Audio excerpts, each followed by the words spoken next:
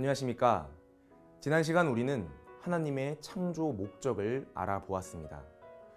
이번 시간에는 하나님께서 피조 세계를 어떻게 창조하셨는지 그 창조 과정과 함께 피조물의 성장 기간에 대해서 알아보도록 하겠습니다. 결과적 존재인 우리 인간 입장에서 피조 세계가 어떠한 과정을 거쳐서 창조되었는가는 대단히 중요한 문제가 아닐 수 없습니다. 창세기를 보면 하나님은 피조 세계 전체를 창조하시는데 6일이라는 시간을 필요로 하셨습니다. 이 문구 때문에 혹자는 어떻게 6일 만에 창조를 끝낼 수 있느냐고 의문을 제기하는데요. 물론 여기에서 말하는 그 하루는 우리가 일반적으로 생각하는 24시간의 하루가 아닙니다.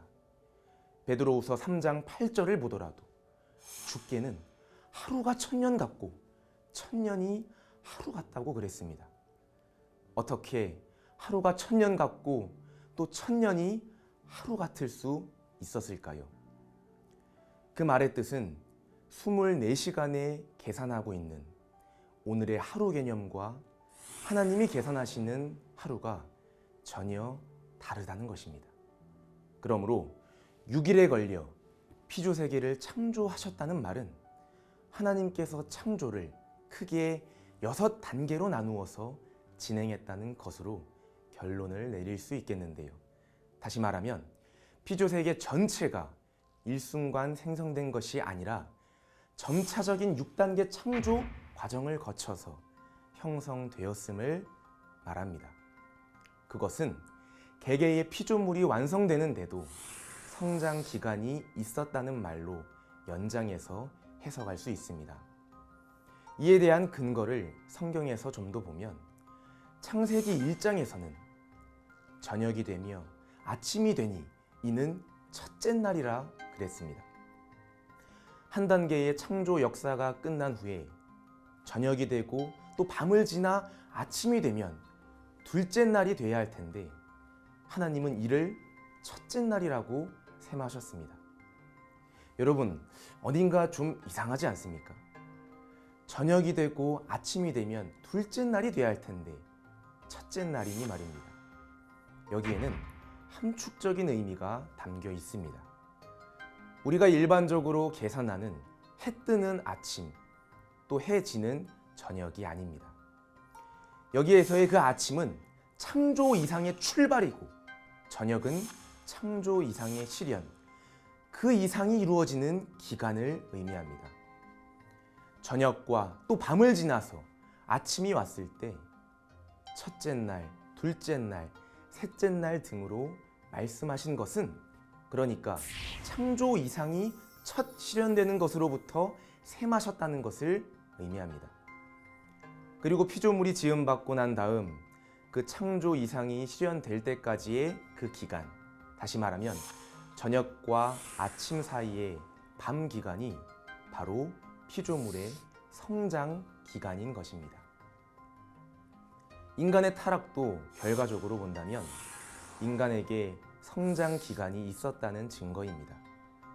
만일 사람이 창조되자마자 완성체였다면 타락이라는 것은 애당초 있을 수가 없습니다.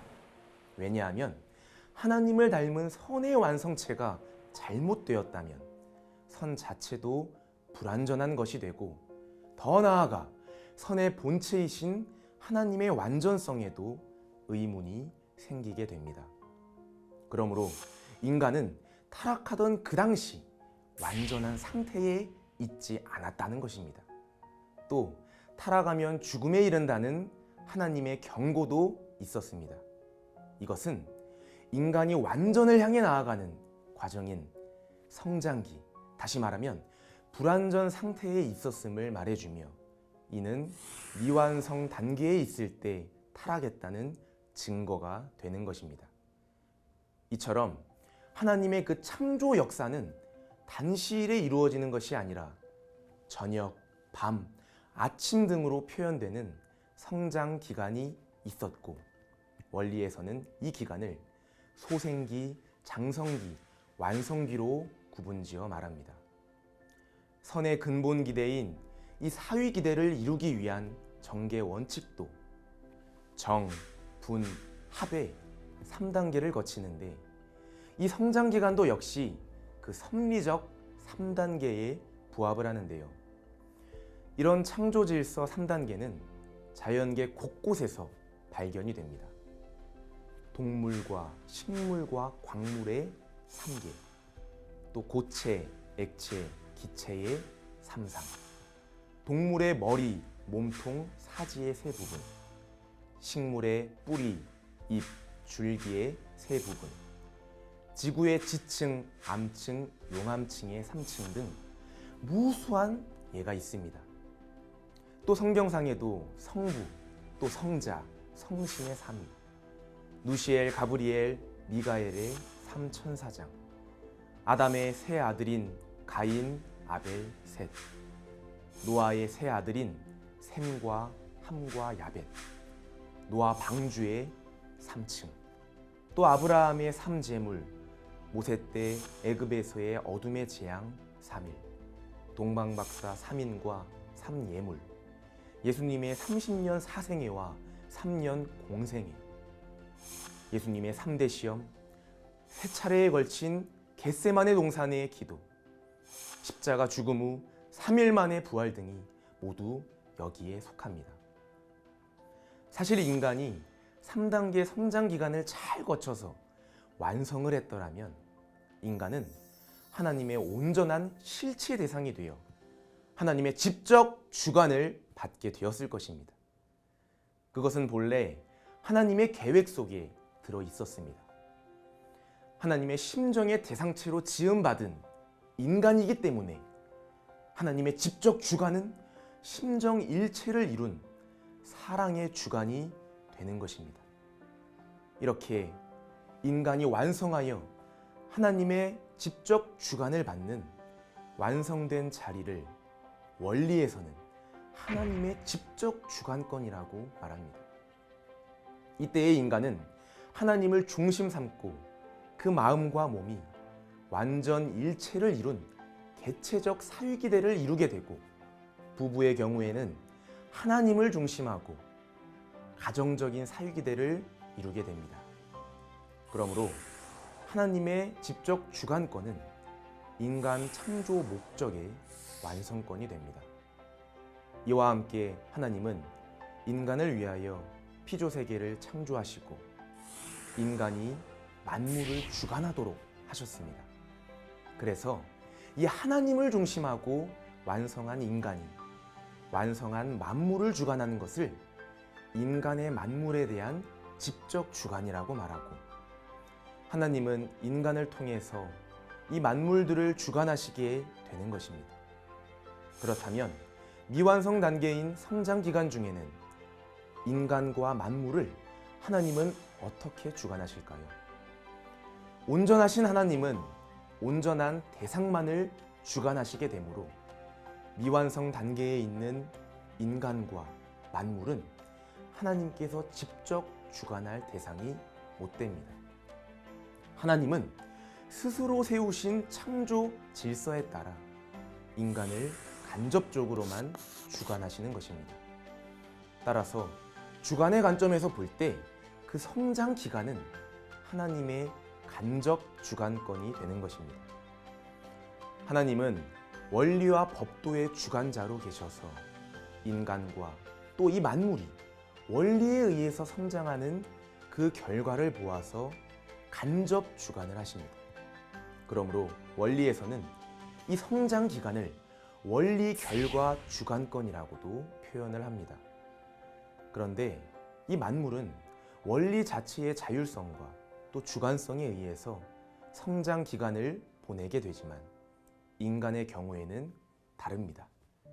인간은 만물처럼 원리 자체의 자율성과 주관성만으로 완성하는 것이 아니라 하나님께서 인간에게만 주신 그 계명을 이룸으로써 완성을 보도록 창조하셨습니다. 창세기 2장 17절에서는 선악을 알게 하는 나무의 실과는 먹지 말라, 내가 먹는 날에는 정녕 죽으리라 라고 하신 그 말씀을 두고 보더라도 실과를 먹지 않고 자신을 완성시키는 것은 인간에게 달렸습니다. 하나님 말씀에 대한 인간의 불순종과 타락은 전적으로 인간 자신에게 있었던 것이지 하나님에게 달린 것은 아닙니다. 그러므로 인간의 완성은 원리 자체의 자율성과 또 주관성이라는 하나님의 책임 분담, 즉 성장 기간 안에 그 안에서의 하나님 관장으로만 이루어지는 것이 아닙니다. 이것에 더하여 지극히 작은 조건이라 할지라도 인간 자신이 책임 분담을 완수함으로써 이룩되는 것입니다. 그런데 결과적으로 우리 인간은 하나님 말씀을 어기고 타락을 함으로써 책임 분담을 완수하지 못했습니다. 그렇다면 이런 타락 가능의 위험성이 있었음에도 하나님은 왜 인간에게 이 책임 분담을 주셨던 것일까요? 결론부터 말하자면 인간에게 만물을 주관할 수 있는 그 권위를 부여해 주시기 위해서였습니다. 본래 주관이라는 것은 창조자만이 갖는 것입니다. 그러니까 하나님만 이 주관의 권한을 갖는 것입니다. 그런데 하나님은 인간에게 만물에 대한 주관권을 주시기를 원하셨습니다. 그러기 위해서 하나님은 이 인간으로 하여금 하나님 당신처럼 자기 창조에 스스로 참여하도록 함으로써 하나님의 성품인 창조성을 부여받도록 하신 것입니다. 앞서 얘기한 대로 인간 완성은 하나님의 원리와 능력만으로 되는 것이 아니라 지극히 작지만 인간 책임 분담이 더해지도록 하셨습니다.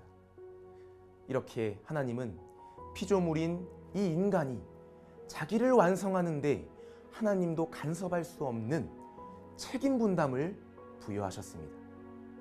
이것은 하나님께서 자신의 창조 섭리에 인간을 동참시켜 협력하게 함으로써 이 조건으로 인간이 하나님의 상속자가 되게 하신 것입니다. 이렇게 책임 분담이라는 것은 알고 보면 하나님께서 주신 귀한 은사입니다. 그러나 우리 인간 조상은 이 책임 분담을 다 해내지 못하고 타락하고 말았습니다. 그러므로 하나님께서 타락한 인간을 원상으로 복귀하는 그 구원 섭리에도 인간 책임 분담이 꼭 필요하게 되는 것이고, 하나님의 복귀 섭리 역사가 오랫동안 연장되어 온 그 이유도 결국 세워진 중심 인물들이 책임 분담을 완수하지 못했기 때문에 그렇게 된 것입니다.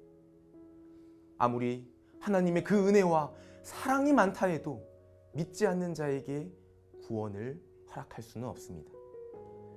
마태복음 7장 21절에도 나더러 주여 주여 하는 자마다 천국에 다 들어갈 것이 아니요 다만 하늘에 계신 내 아버지의 뜻대로 행하는 자라야 들어가리라 하여 하나님의 뜻대로 행하는 것이나 행하지 않는 것은 전적으로 인간의 책임 분담임을 말해주고 있습니다.